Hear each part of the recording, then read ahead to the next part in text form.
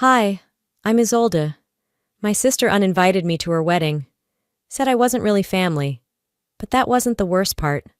Worse was how they still asked me to pay for the wedding. How they used a lullaby my mother sang just to make it theirs. How my dad told the neighbors I ruined it all, just to save face. They erased me with a smile, a soft tone, a polite exclusion that cut sharper than hate. And yet, they still expected my silence. What would you have done? I didn't expect anything special that Saturday afternoon. The sun filtered lazily through the curtains of my small apartment in Richmond, casting golden squares on the hardwood floor. I was curled up on the love seat, cradling my tea in both hands, letting the warmth seep into my fingers. The stillness, the quiet, it was comforting. For once, everything felt settled. At 30, I wasn't chasing dreams anymore. I had a decent career designing interiors for homes I couldn't afford to live in. I had two close friends who never asked too many questions, and I had carved out a version of peace where I didn't expect anything from the people who shared my blood, especially not my father's new family. Then, while scrolling through Instagram stories, a name popped up. Erin, my old college roommate. We hadn't talked in months, maybe a year, but she was still following some of the same people from my past. And there it was, her story playing on loop, a video of women laughing around a table, champagne flutes clinking, balloons spelling out, bride-to-be. In the middle of it, dressed in white lace and wearing a tiara, was my half-sister, Nadine. Text over the video read, "Bridal brunch with the bride-to-be # Nadine Voss wedding." I stared at the screen, thumb frozen above the phone. My heartbeat stuttered. Just for a moment. A wedding? Her wedding? I hadn't received a call. No email, no, "Hey, just so you know." Nothing. Not even a forwarded invite that got lost in the mail. I locked my phone and set it face down on the coffee table. For a while I just sat there, my chest tightening like someone had laced invisible ropes around it and started to pull. Maybe it was a mistake. Maybe it was a party for someone else. Maybe... I opened the phone again and typed a message to Dad. "Hi, just saw something about Nadine's bridal shower. Is she getting married?" The message showed as delivered. No response. I waited an hour, then 2. By the time the sun dipped behind the line of rooftops across the street, my screen was still blank. I tried calling, straight to voicemail. That night, lying in bed with the lights off, I thought about every single dinner I had been left out of, every birthday I didn't know about until weeks later, every Sunday call that turned short the moment Marjorie's voice was heard in the background. And now, this. The next morning, I texted a former coworker, who happened to be distantly connected to Marjorie's circle. She replied within minutes. "Oh yeah, Nadine's getting married next month. Didn't you know? Thought everyone did." No, everyone didn't. I didn't. I could have left it there. I could have swallowed the bitterness like I always did and kept my head down. But something cracked. It wasn't rage, not yet. It was something quieter, like disbelief turning into a slow burn. 3 days later, a text popped up. It was from Nadine. "Don't worry about the wedding. You're not invited. You're not really family, Isolde." I didn't breathe.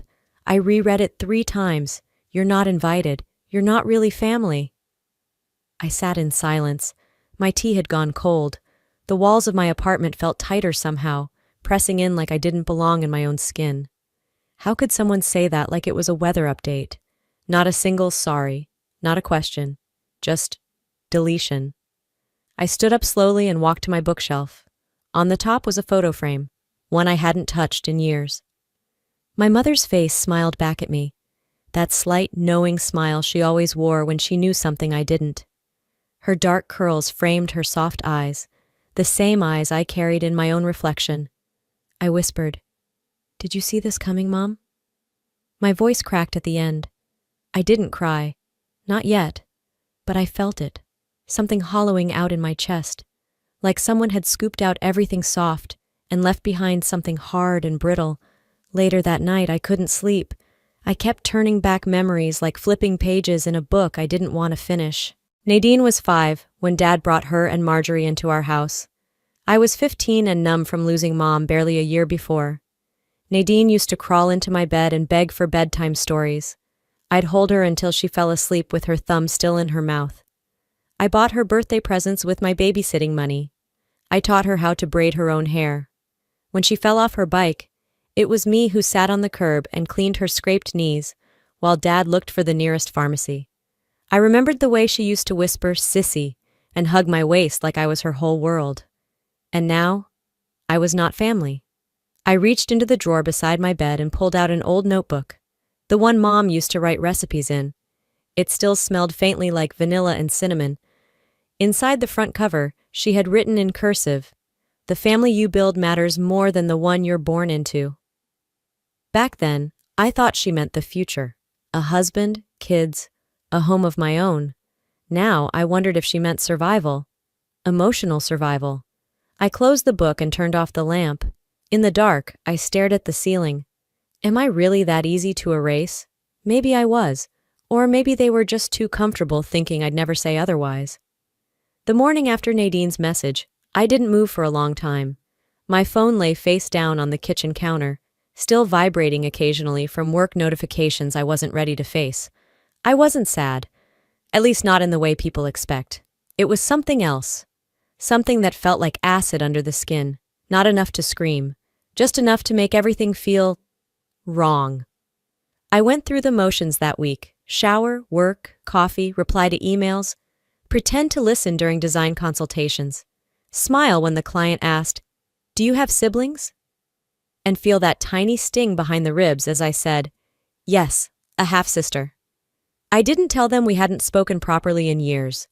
On Friday night, I was cleaning up dishes after a sad excuse for dinner when my phone rang. Not a text, not an email, a real call. The screen lit up with one name: Dad. I hesitated.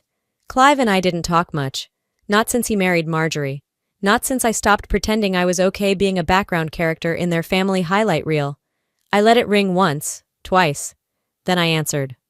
"Hi." He cleared his throat. "Hey, Izzy. How are you, sweetheart?" Sweetheart. That word hadn't passed his lips in a decade. I leaned against the counter. "I'm fine." There was a long pause, a clink of ceramic, maybe his coffee mug. "Listen, I wanted to ask you something. It's not about you and Nadine. I know there's tension, but this is bigger than that. It's about family." "Here we go." "What is it?" I asked. "Well," he exhaled, "Marjorie's been organizing everything for the wedding, and you know how expensive venues are these days. The florist needs a deposit. Nadine's dress, it's custom. And with your career doing so well, we thought maybe, if you could help out a little." I blinked, stunned, silent. "You're asking me to pay for a wedding I wasn't even invited to?" "It's not like that," he said quickly. "You're still family, Izzy. This is just one of those times family steps up." The laugh that came out of me was bitter, dry. "You mean like how you stepped up for me when Mom died? Or when you decided I didn't belong in your new family unit?" "Don't twist this," he said sharply. "It's about support, not revenge." My hand clenched tighter around the phone. "So I'm good enough to bankroll your daughter's big day, but not good enough to sit in the audience?" "She's emotional. You know how brides are." "Right. Emotional. Like that explained anything." "I'm going to stop you right there," I said, voice low. "If this is the kind of family I'm supposed to support, I think I'll pass." Before he could respond, I hung up. I stood in the silence of my apartment, still holding the phone. The rage didn't hit all at once. It slid in slow, deliberate, like ink bleeding into fabric. I put the phone down gently, afraid I'd throw it. Then it buzzed, a notification from Aaron with a caption, "Girl, check this out." Attached was a screenshot of a group chat. The title bar read, "Voss Wedding Core Inside," a series of messages. Marjorie. "We still need someone to cover the flower deposit. Ask Isolde. Don't bring up the invite thing, it'll just make it messy." Clive. "She'll probably say yes if we spin it like helping Nadine." Nadine. "Whatever. Just tell her it's about family. She'll bite." I didn't realize I was holding my breath until my lungs burned. I read the messages twice, 3 times. Not one person said my name with affection. Not one message acknowledged that I might feel something. I wasn't a sister. I wasn't a daughter. I was a transaction. That was the word that echoed in my skull as I stood by the window. Transaction. Later that night, I pulled my journal from the nightstand drawer.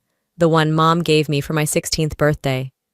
Most of the pages were blank, except for a few scribbled entries when I thought writing might save me from losing my mind. I opened to a fresh page and wrote, "They want me for what I can give, not for who I am. I miss you, Mom. They don't even pretend anymore." I paused, pen hovering above the paper. "I think you knew this would happen. You always knew who they were.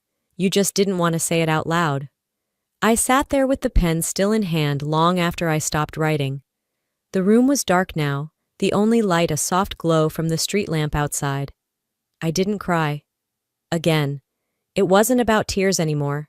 I felt removed, like I'd finally stepped outside the burning house and realized I never had to walk back in. But the cruelest thing wasn't what they asked. It was how normal they made it sound. It had been nearly 2 weeks since the last call, since I heard my father try to spin guilt into a favor and frame absence as love. The silence that followed was, strangely, easier than I expected. They didn't reach out again. No one did, not even Nadine. So I filled my time with client work, project proposals, coffee runs, and pretending I still wanted to engage with a world that didn't know the version of me that was unraveling under the surface. But the silence didn't last. Late one Friday afternoon, just after wrapping up a consultation with a couple remodeling their kitchen, I got a text from Aaron. "You're gonna want to see this." Attached was a live stream link from a mutual acquaintance, someone I hadn't seen or heard from since college. My thumb hovered over the link for a moment before I gave in. The video loaded with background chatter and elegant floral arrangements surrounding an outdoor patio strung with fairy lights. I saw tables dressed in soft pastels and a small group gathering by a makeshift dance floor.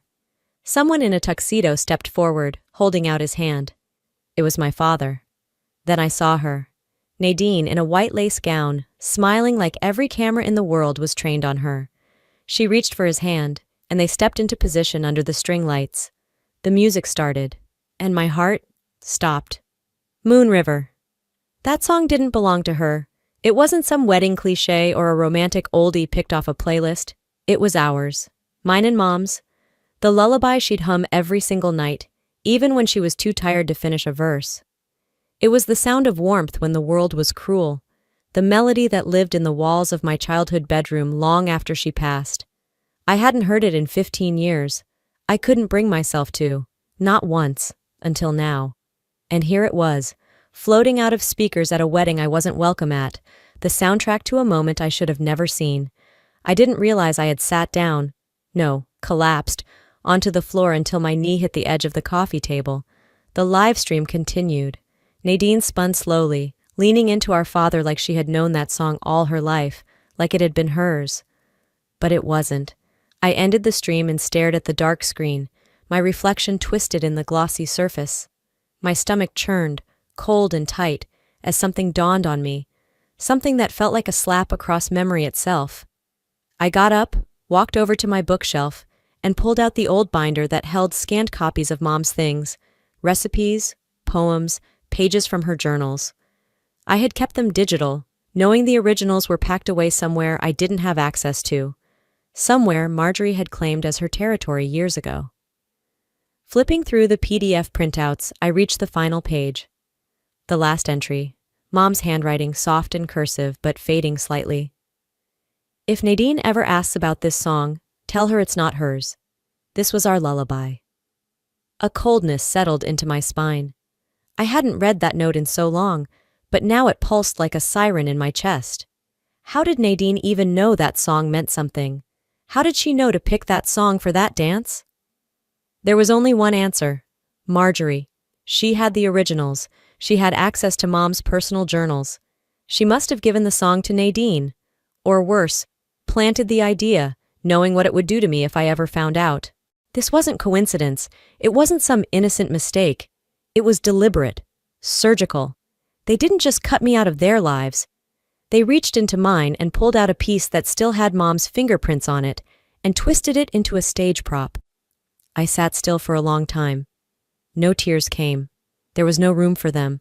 I felt stripped of something I hadn't even realized I was still clinging to.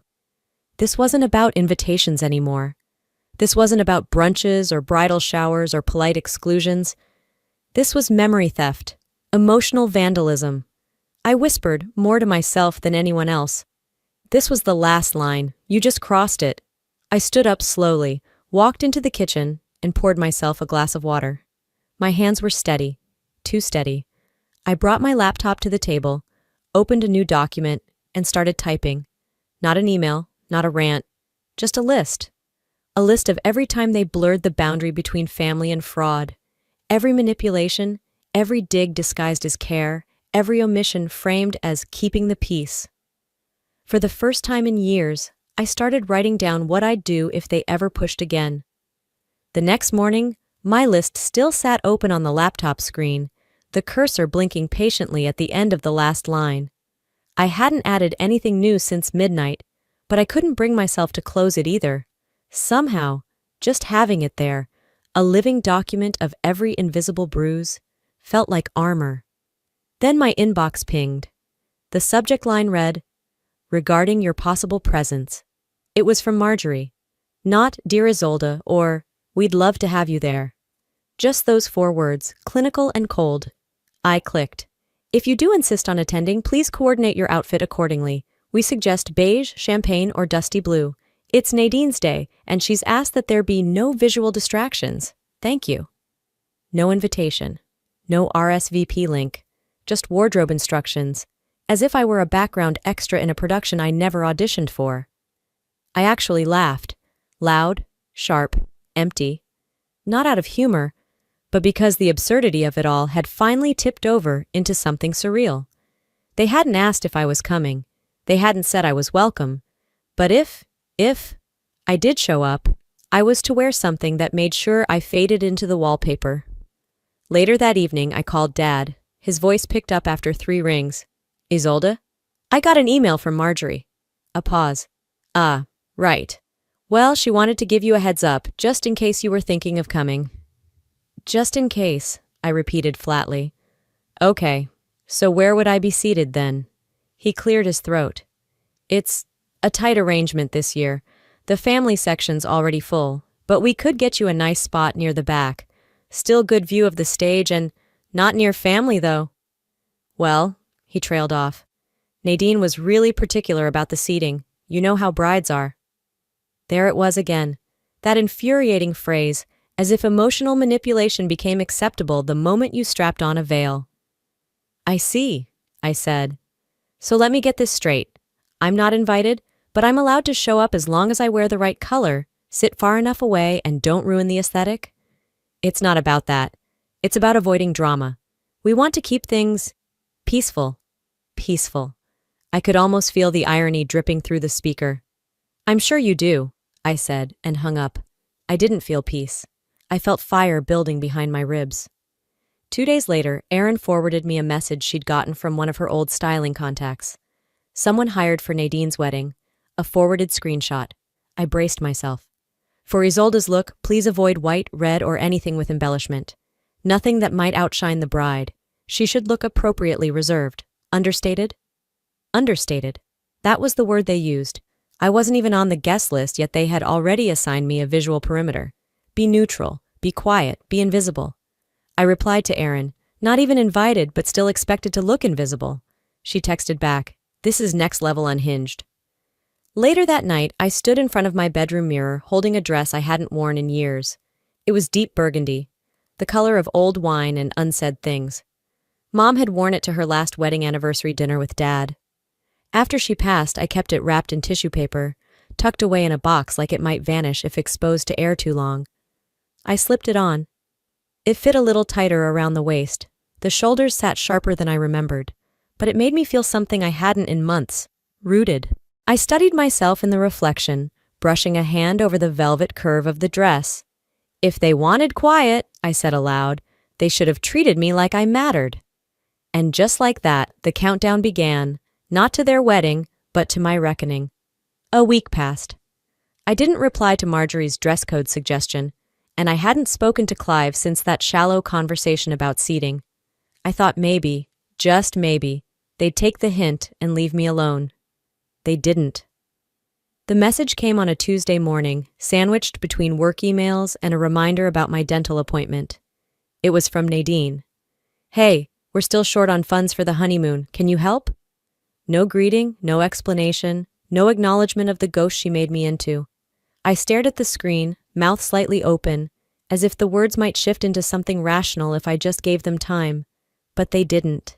They stayed as they were, clean, transactional, dismissive. I typed, then paused, deleted, then finally wrote, "Depends. Am I still not invited?" The typing bubbles appeared instantly. This isn't about that. It's about family helping family. That word again, family. I didn't answer. By mid-afternoon, she sent a Google spreadsheet labeled honeymoon budget. Line items included 5-star resort in the Maldives, spa package, private villa, business class tickets, luxury cruise extension, estimated cost, north of $14,000. No thank you. No, this means the world to us. Just a polished list of entitlement. I scrolled through the spreadsheet, deadpan. A part of me wondered if she'd even considered how absurd it looked, asking the sister she publicly disowned to finance her tropical escape. I typed again. So, I'm good enough to fund your future, but not worthy of being part of your present? Her response came back almost immediately, like she'd been rehearsing it. It's not personal, Isolde. It's about what feels right. You and we're just different people now, but this is still family stuff. I reread that line 3 times. Not personal. The irony was bitter enough to taste. That night, I curled up on the couch with a glass of wine, trying to pretend my blood hadn't just turned colder. Erin texted me around 10, her message filled with nothing but a shocked emoji and a link to an Instagram story. I clicked. It was Nadine. Mid-conversation at what looked like a backyard wine night with her friends. Music playing low in the background. She held a drink, laughing. No, seriously, she has no kids, no husband, no real life. Her money's like the only thing she's got. I figured she might as well use it for something fun. The girls around her laughed. One of them even added, "Better than letting it sit in a bank, right?" And then they clinked glasses like it was some kind of joke only privileged hearts could understand. I sat still. Not angry, not surprised. Just hollow. I didn't replay the video. I didn't show Erin my reaction. I just closed the app and stared at the ceiling. There are moments where grief stops being dramatic, stops being about sobbing or yelling or pacing in circles, and instead becomes this low, constant buzz under your skin, like you're mourning someone who died and is still walking around. That's what it felt like with Nadine. I wasn't losing her now. I had already lost her, and maybe she was never mine to begin with. The next morning I sent one final message. The answer is no. You said I'm not family, remember? And then, for the first time, I blocked her number. It felt anticlimactic at first, just a silent click, and she was gone from my inbox. But something shifted after that. It was the first time I'd ever drawn a real line, not hinted, not retreated quietly, not swallowed my pride for the sake of peace. A full, unapologetic, deliberate no. For once I wasn't trying to make things better. I was protecting what was left of me. But drawing lines in the sand only works until someone dares to cross it. The morning after I blocked Nadine, I made a single phone call. It was to the event coordinator I had originally spoken to months ago, when Clive and Marjorie casually mentioned they were short on funds, and I, like a fool, offered to help. The woman answered on the second ring. "This is Lindsay, with Magnolia Events." "This is Isolde Rayner," I said, calm and level. "I need to withdraw payment under Contract Clause 5B. There was a brief silence on the line, then a rustle of paper. "You're the primary payer for the Voss wedding, correct?" "That's right." "Which portion are you looking to cancel?" "All of it," I replied. "The venue deposit, the catering, the cake, the floral arrangements. Everything covered under my payment authorization." She hesitated. "We're 6 days from the event.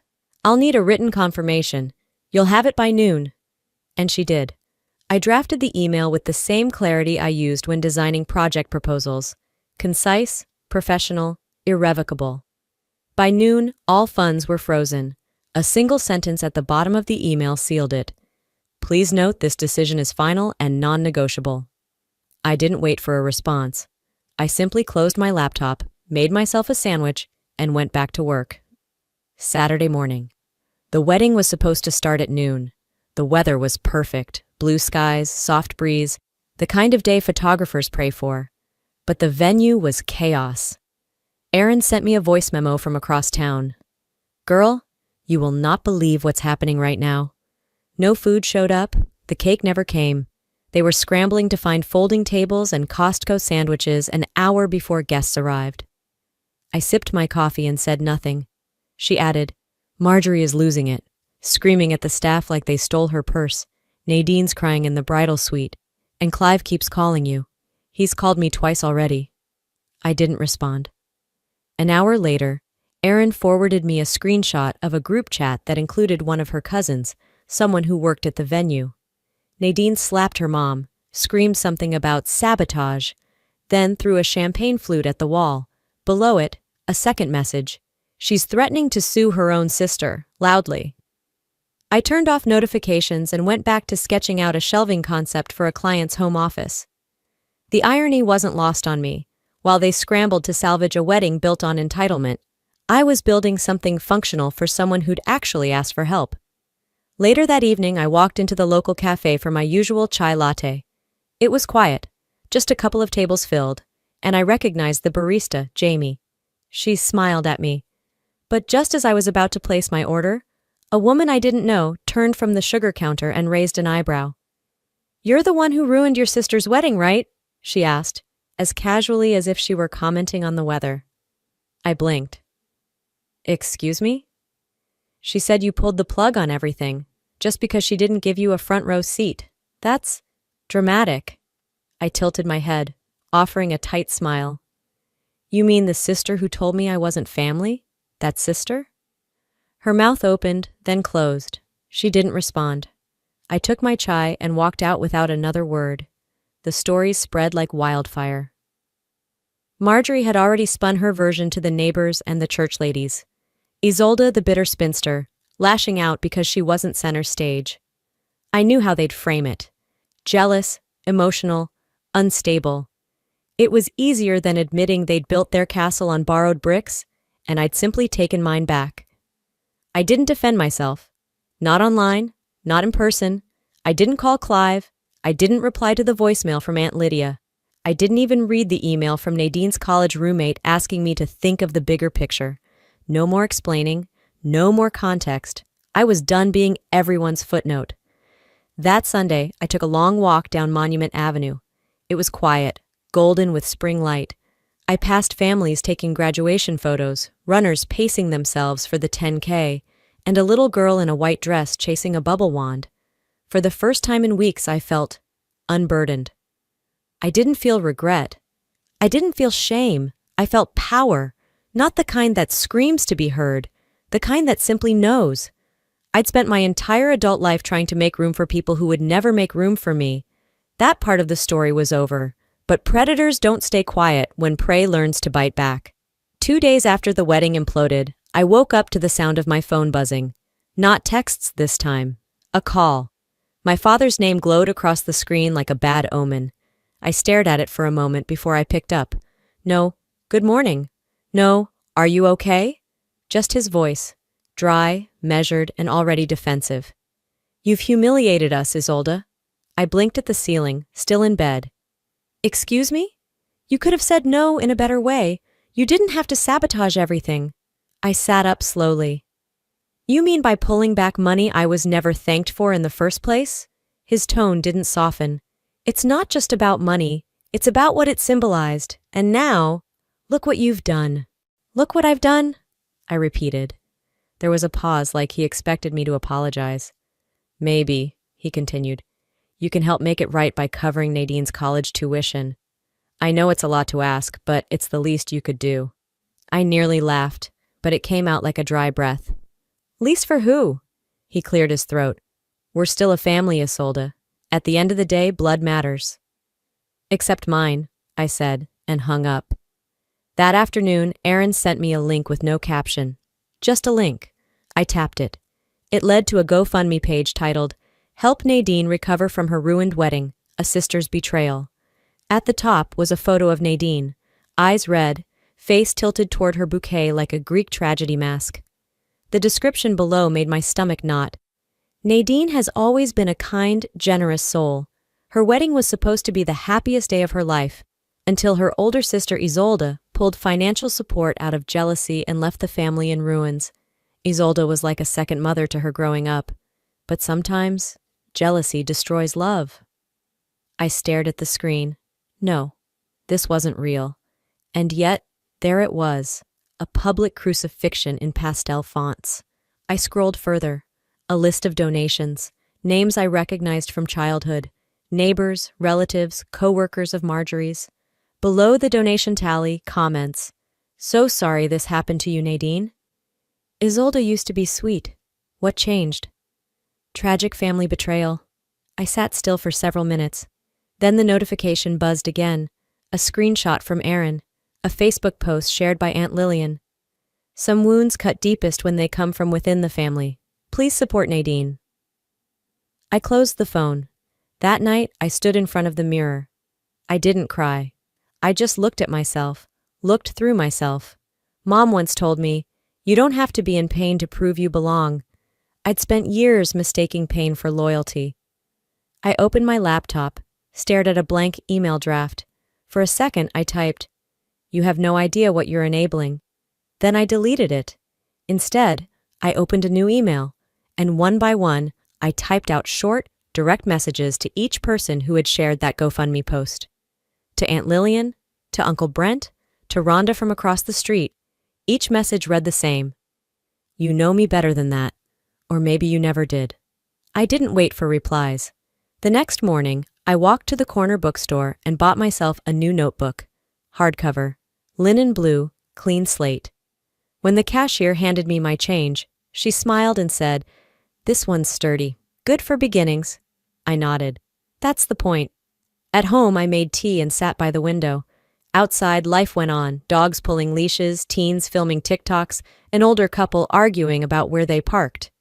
And I sat with my new notebook. No rage, no revenge, just a line in ink. I do not need to prove what they refused to see. I wasn't at war anymore. I was just not participating, and that felt louder than anything I could have said. But silence wasn't surrender. It was a storm gathering in still air. The air had turned, but it wasn't spring anymore. It was something sharper, thinner.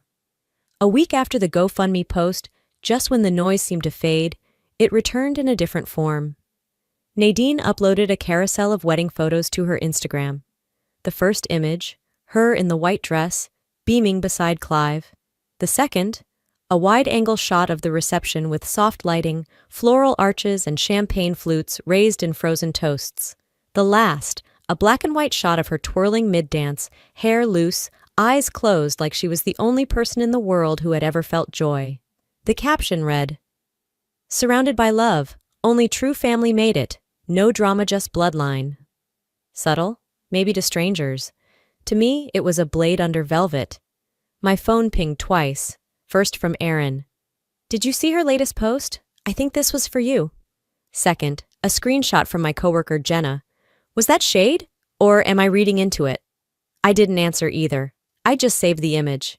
And I sat there for a long time, staring at the final photo, at the way Nadine's head tilted back in perfect elation, as if I had never existed. Later that night, after dinner and dishes and 30 quiet minutes watching a nature documentary with the volume low, my phone buzzed again. An unknown number, no name. The message was short. "You still don't get it. You were never one of us. Keep your money. Keep your pity." No punctuation, no emotion, just poison pretending to be truth. I stared at the words while sitting cross-legged on my living room floor. The only light came from the floor lamp beside the couch, casting long shadows across the rug. In one hand, I held my phone. In the other, a framed photo of Mom, her smile permanent. The corners of her mouth turned like she knew something the rest of us hadn't caught up to yet. I didn't cry. I didn't throw the phone. I laughed, a short, cold laugh that surprised even me. It wasn't bitterness. It wasn't rage. It was the sound of someone finally done playing a rigged game. I stood up, walked to my desk, and opened the folder labeled College Fund. It had been sitting there for months. Inside, scanned documents, bank approvals, draft transfers. Nadine's name on all of it. I selected the folder, right-clicked, delete. When prompted to confirm, I didn't blink. Then I opened my email and typed 3 lines to Clive. There will be no tuition from me. You called me family when it was convenient. You made me stranger when it wasn't. I didn't wait for his reply. I blocked his number. Then I blocked Marjorie. Then Nadine. I didn't feel triumphant. I felt intact. Like each step was a brick being set into place, building the wall that should have always existed between me and their version of family. The next morning, I woke early. I didn't check my phone. I didn't scroll. I packed a single suitcase, nothing excessive. Just what I needed to feel like myself somewhere else.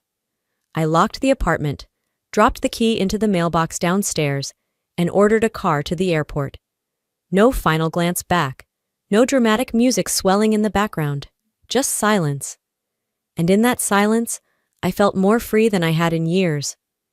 At the gate, I bought a paperback and a bottle of water. The woman behind me in line complimented my scarf. I said thank you and smiled. I didn't mention where I was going. I didn't feel the need to explain why I was leaving. Closure isn't a place, it's a decision. And I had made mine. No more proving. No more begging. No more contorting myself into someone who fit their mold of family. The flight attendant called my boarding group. I rose, gripped the handle of my suitcase, and stepped forward. The sky beyond the windows looked overcast, soft and heavy like a held breath. I exhaled. Maybe the wound wouldn't ever fully close. Maybe there would always be a mark where it used to burn. But I wouldn't keep scratching it open just to feel something. That was the difference now. I didn't need the pain to remind me who I was. I already knew. But even freedom comes with a shadow. And sometimes it still speaks in your mother's voice. 1 month later. The rain in Portland had a different rhythm. Less dramatic than Virginia storms, but steadier. Like it knew it had nothing left to prove. I'd been here 3 weeks. A quiet sublet near Alberta Street. The kind of place where people left handwritten signs on their fences that read, "Please take one," over baskets of lemons, used books, or thrifted mugs. I took a ceramics class on Thursdays. Nothing fancy, just clay under my fingernails and a wheel that spun until my thoughts caught up to my hands. Sometimes my pieces collapsed, the walls too thin. Other times they held. I liked that I didn't need everything to stand up perfectly. I started waking early, making coffee before the sun rose. There were no unread messages waiting, no phantom vibrations, no dread when my screen lit up, just a life, uncomplicated and my own. I hung a small piece of fired clay on the front door last weekend. I'd carved 2 words into it with a kitchen knife. I'm enough. And for the first time, it didn't feel like a declaration. It felt like a fact. Erin called me from back home a few days later. She never asked how I was, she just jumped right in. "You're not going to believe this," she said, "but Nadine's asking Clive and Marjorie to sell their Lexus." I blinked. What for? She burned through the rest of the wedding cash, wants to go back to grad school, says the family owes her one. I leaned against the kitchen counter, pressing the cold ceramic mug to my chest. And? They said no, Erin replied with a short laugh. Marjorie told her, "We gave you a wedding, not a lifetime subscription." Nadine lost it, called them selfish, ungrateful, accused Clive of emotionally abandoning her. I didn't say anything. "There's more," she continued. "Someone flagged their GoFundMe, the post's down. Apparently a few neighbors finally spoke up, said it felt shady, like manipulation." I walked to the window, watching a bus pull up at the corner. A teenager climbed off with a giant cello case, struggling to keep it upright. A man in a puffer vest helped her without a word. "The house is quiet now," Erin said softly. "No more strategy meetings, no more group chats, just silence. Clive hasn't mentioned your name in a week."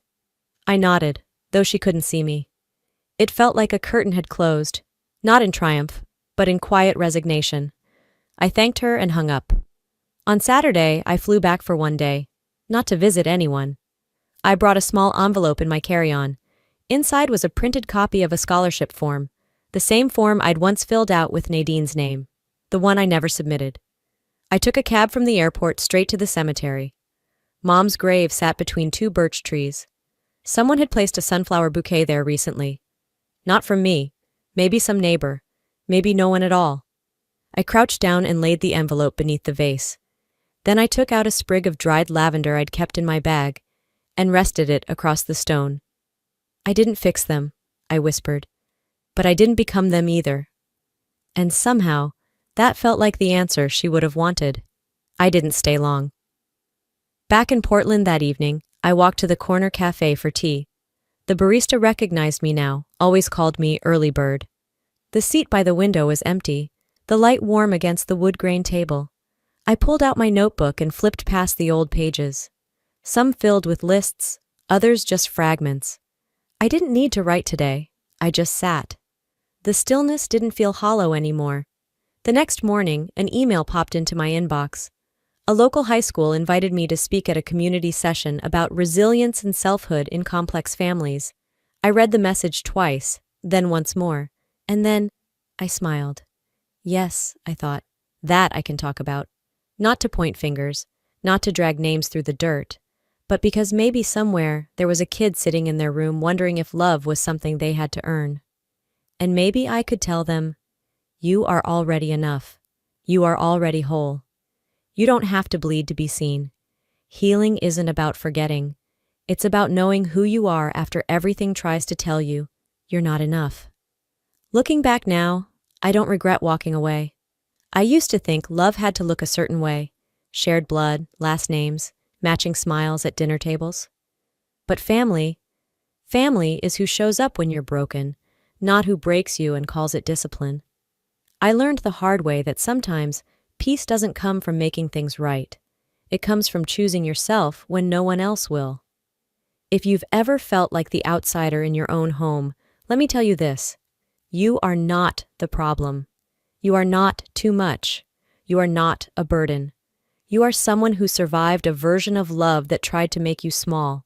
And now, it's your turn to build the version of family that sees you fully and stays. So, what about you? Have you ever had to walk away from people who claim to love you, just to finally breathe? Do you believe family is earned through action, not just blood? Let me know in the comments. If this story spoke to something in you, type 1 or tell me where you're watching from. And hey, if it didn't hit home, tell me why. I want to understand your side too. This space is for all of us.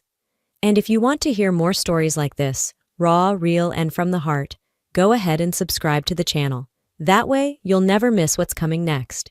Because the truth is, sometimes the most powerful thing you can do is just finally say, I deserve better. Thanks for watching.